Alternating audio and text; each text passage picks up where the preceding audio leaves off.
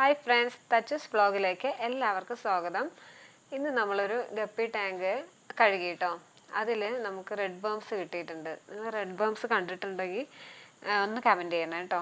നമ്മൾ ടാങ്ക് കഴുകുമ്പോൾ അതിൻ്റെ അടിയിൽ ഇങ്ങനെ നീളത്തിൽ കോല് പോലെ ഒരു പാശാറുണ്ടാവും. ആ സംഭവത്തിനുള്ളിലാണ് കേട്ടോ ഈ റെഡ് ബേംസ് ഉണ്ടാകുന്നത്. നമ്മൾ ടാങ്ക് കഴുകുമ്പോൾ സാധാരണ അത് എടുത്ത് കൊടുക്കാറില്ല, എപ്പോഴേലും ഇങ്ങനെ സമയമുള്ളപ്പോൾ മാത്രമാണ് കൊടുക്കാറുള്ളൂ കേട്ടോ. അല്ലെങ്കിൽ നമ്മളത് എടുത്ത് കഴുകി അങ്ങ് കളയാറുള്ളത്. ഇവരാണെങ്കിൽ ഞാൻ നോക്കുമ്പോൾ ഞാൻ ടാങ്കിൻ്റെ അടുത്ത് പോയതും എല്ലാവരും വിശന്നിട്ട് ഒരേ വെപ്രാളത്തിലാണ്. രാവിലെ ഭക്ഷണം ഇട്ട് കൊടുത്താണ്, തീറ്റ ഇട്ട് കൊടുത്താണ്. പക്ഷേ എന്തോ എന്നെ കണ്ടതും എല്ലാവർക്കും നല്ല വിശപ്പായി തോന്നുന്നു.